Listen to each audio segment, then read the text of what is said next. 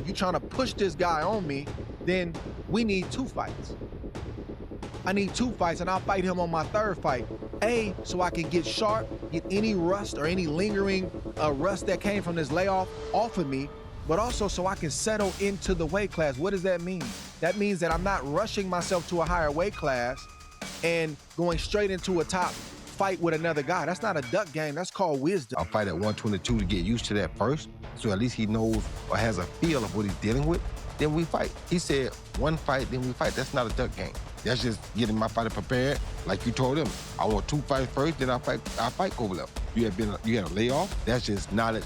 A corner who knows, or a team that knows what they have and where he's at, just like you did. 1-1. What do you got, Tim? Bam, and I'm watching the monster. What? Yeah. That kind of old though. No, I'm going Bam. I'm going Bam and the monster because I don't want to see 2 guys just pose at each other. You don't get that in the Shakur and Tank fight. You guys are technically correct. It's a better action fight. Yes. It's more meaningful in boxing right now. It'd be hard to not watch that. The accusations are flying, and 2 of boxing's most respected legends just stepped in to shut them down. Andre Ward and Roy Jones Jr. aren't buying the ducking narrative, and they're making their case loud and clear. Fights Shushu or whoever, that's good. If he fights Espinoza eventually at featherweight, like if I had to pick 2 guys to try to beat the monster with, I would pick Bam and Espinoza. Those are the 2 guys. And that's how you make great fights. Think of the best fighter you can and try to get him beat. If the guy runs toward the guy who you would try to beat him with and beats all those guys. Oh, come on. That's some Bud Crawford stuff right there. That's some Bud Crawford stuff. Yeah. The highly anticipated rematch between bantamweights Takuma and Bam Rodriguez, a proven world champion, believes Naoya Inoue's next challenge could be decided by 1 clean, damaging shot. For Inoue, this isn't just another fight. It could turn instantly. I think it's a great fight. I think whoever lands the first big punch definitely gonna put the other to sleep, but I mean it's gonna be hard to. I mean that's a great fight. They're both pound for pound greats. They're both world champions. So breaking down the technical danger Bam presents, Andre Ward, who has spent years studying elite fighters and understands the technical details behind high-level movement, describes him as a uniquely dangerous technician whose footwork creates openings before the damage arrives. Is one of the best fighters in the world. You know, you can play around with that pound for pound list, and he's right there in that mix. And Bam is he's like a violent jazz player. You know, the movements and the setup that he does with his feet, right? He's a feet first fighter. He loves to get you on an angle, kind of spook you, have you looking for him, and all of a sudden, boom, the accurate shots come through, and then he'll start to add power as the fight goes on. Just poetry and motion, but very violent at the same time. Don't know if you got a chance to see that fight, but what did you think about the fight itself if you did? And if you saw the highlights, I'm sure you saw that. And just Bam Rodriguez as a whole. Raising a specific defensive concern, Max Kellerman, who has closely studied the tactical weaknesses of elite fighters, focuses on one defensive habit that suddenly looked dangerous. He questions whether that approach could survive against the Japanese star's precision and power. Who struggled with a certain kind of style. And by struggled, I mean they won decisively, but they were in a competitive fight. Because they're fighting a certain level of fighter. If more is asked of a great fighter, usually they give you more. Pernell Whitaker. Jorge Paez pieced him up a little bit. I mean, Pernell won the fight, but Jorge Paez led it. Freddie Pendleton gave him a good fight. Pernell knew what he had to do to beat those guys. When he had to fight Julio Cesar Chavez, different level, right? Yes. So, and Salvador Sanchez was the same way. Roberto Duran. Villamar Fernandez gave him a good fight. What would this guy have done? Max. Duran would have fought him better. But Max, who did Pernell ever beat that he didn't? Shifting toward the reward waiting on the other side of that risk, Roy Jones Jr., who consistently valued fighters who controlled exchanges through intelligent footwork, believes a victory could elevate the young champion to the very top of boxing's pound-for-pound hierarchy. Bam Rodriguez, he's one of my favorite up-and-coming guys. I thought he did a superb job with his feet. I love any fighter that fights feet first. That's the way I was taught the game. So he does the game the way I was taught the game, and so I always had respect for that. And I think if he goes and challenges and defeats Inoue, he may become the #1 pound-for-pound guy in the sport right now. Building on that same technical praise, Andre argues that Bam's ability to attack from multiple angles could create a major stylistic problem for the Japanese champion. He points to Rodriguez's unpredictable combinations, changing attack lanes, and ability to vary his offense, which could make it difficult for Inoue to anticipate where the next threat is coming from. And for me, Naoya Inoue, he will go laterally, but he's not as skillful as Bam Rodriguez laterally. So in other words, Bam wants to get you on the angle. Bam Rodriguez is at his best when he can get to your left side or get to your right side, have you look for him, and then he meets you with a punch. He's elite when he does that. He's very good when he's in front of you. Naoya Inoue is a north and south guy. He's going to have a starting point and he's going to explode straight at you. And most of the guys he fights, they don't have the reactive skill and the ability to get out of the way of those punches. Revisiting his own earlier stance with fresh doubt, Max, who had previously leaned toward Bam Rodriguez in the matchup with Inoue, acknowledges that Vargas exposed something worth reconsidering. He admits the Japanese champion's reach and punching threat could create a serious problem. I have to admit, I was kind of split on Bam versus the Monster early on. Maybe the Monster's length gives him a little advantage. And then in recent fights, I thought Bam's too young and fresh, southpaw boxer, the whole thing. And after watching Vargas tag Bam, I'm like... I changed a little bit. Yeah, right? I'm back kind of 50-50. You know why I did is because I don't trust that Air Muff's defense against the Monster. I really don't. It makes me ask questions because he could probably... And you could hear that through the earmuffs. Yes. You could hear that sound through the earmuffs. So Malik, so you're going with the Monster then? Weighing both sides of that same uncertainty, Bruce Carrington, a rising world champion who understands the demands of elite competition, has assessed what makes Bam Rodriguez such a dangerous stylistic opponent. He believes Bam's speed and fluidity could allow him to compete with the Japanese superstar, but defensive lapses and durability could determine whether that talent survives the biggest test. He might have little lapses here and there in his defense. We've seen, Bam get knocked down. We've seen Bam get hurt. But man, he gets into such a rhythm that is like poetry in motion. It's like, man, like what the heck? So yeah, I think that I wonder if he has enough power to keep Inoue off of him. But the style matchup is great. I think that both of them fighting each other. Pushing back against doubts based on recent film, Bam argues that Inoue's previous performances cannot fully predict what will happen against him because the Japanese champion has not faced the same stylistic challenge. Rodriguez believes his speed, movement, angles, and combination punching could force Inoue into unfamiliar situations and produce a completely different type of fight. Before those fights, I was favoring Inoue to win the fight. And then, like I said, those fights didn't change anything. Styles make fights.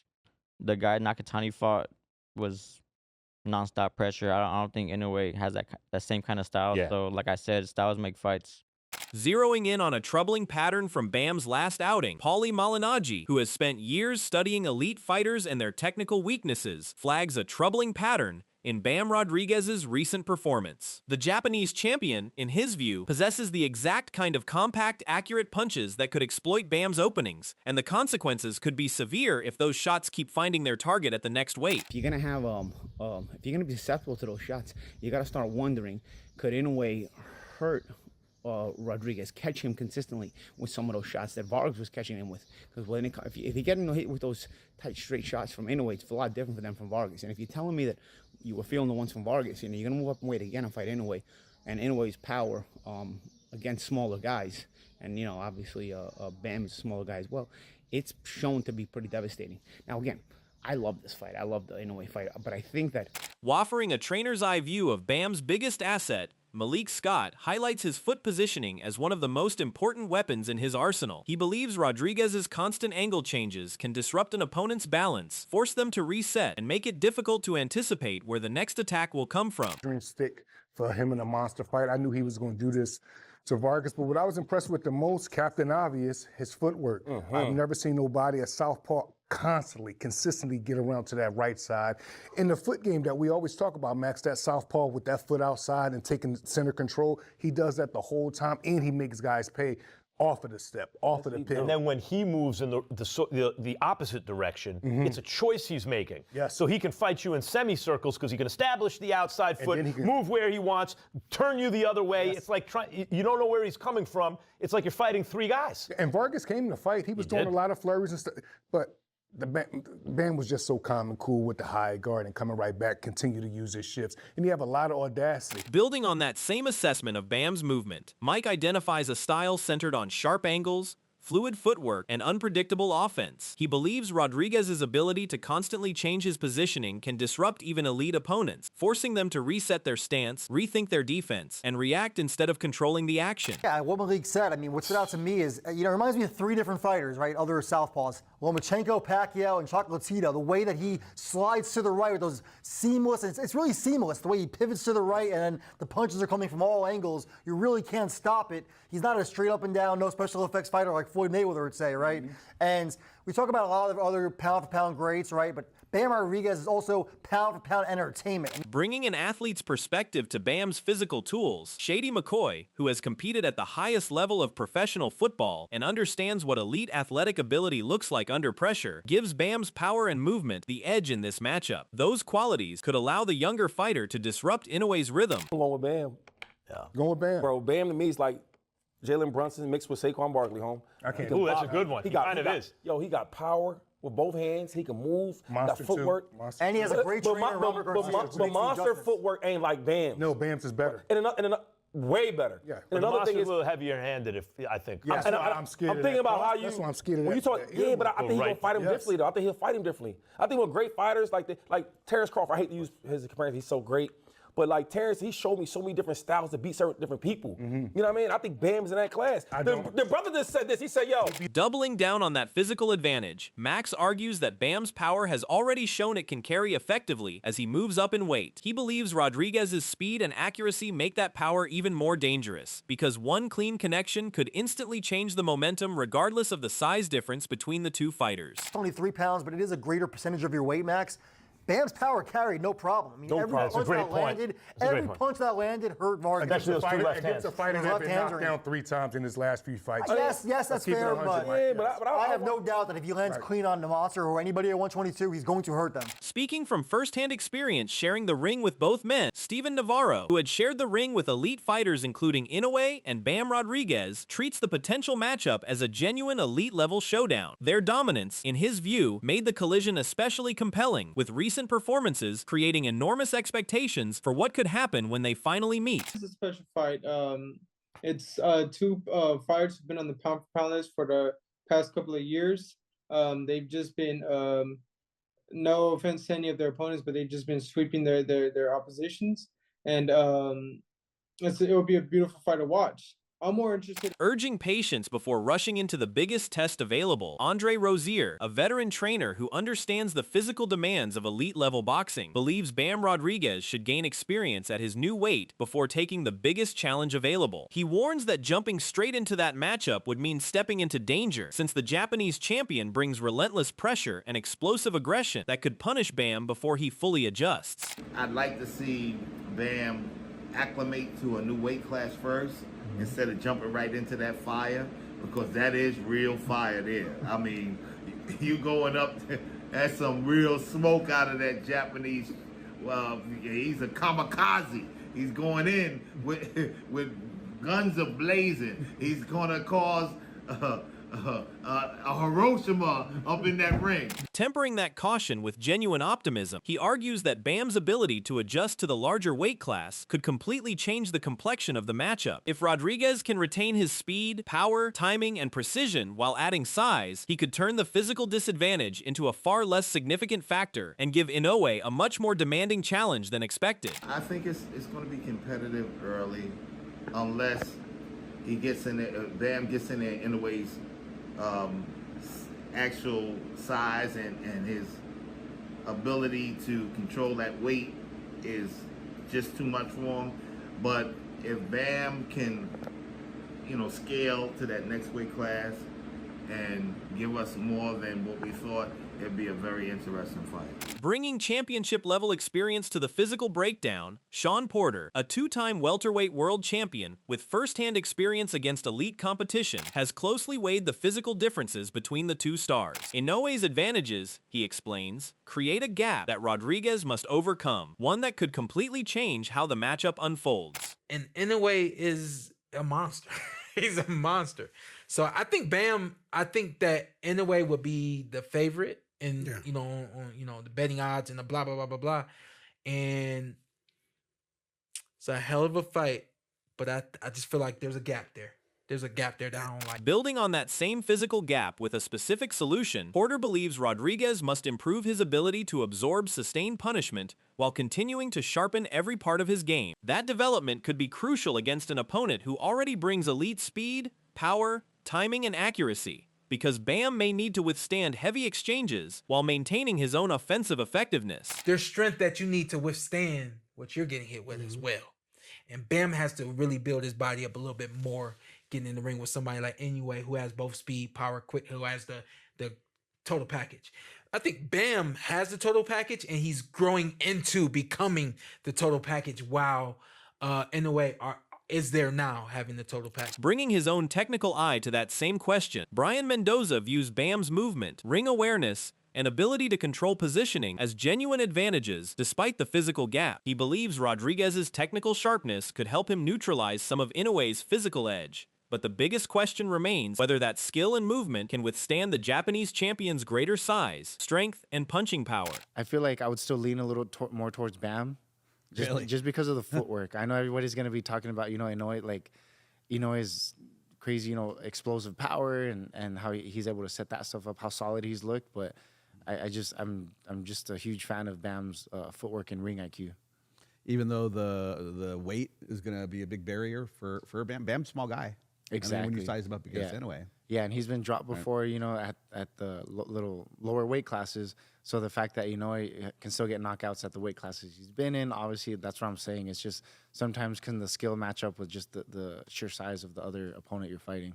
Inoue, what would Inoue need to do? Offering a specific blueprint for Inoue's success, he argues that the Japanese champion must first neutralize Bam's biggest technical weapon, his ability to create angles. If Rodriguez continues shifting positions and attacking from unpredictable directions, Inoue could struggle to establish his stance, time his counters, and land his most damaging punches with full effectiveness. Because he has all the tools. Exactly, yeah, he can do it all, but it would just be, working behind his jab and shutting down Bam's footwork, not letting him get those crazy angles on you. If you can slow down the angles, then I think that's where the power really comes into play, because he has the power to probably hurt Bam, especially if he can slow down the footwork and line him up, with one of those big shots that, is known for letting go. Closing out the breakdown with a final read on Fight Night strategy, Sean Zittel expects Bam to spend the early stages carefully studying Inoue's habits before fully opening up his offense. He believes that patient approach could help Rodriguez identify recurring patterns, timing cues, and defensive tendencies, allowing him to make sharper adjustments and capitalize on those openings as the fight progresses.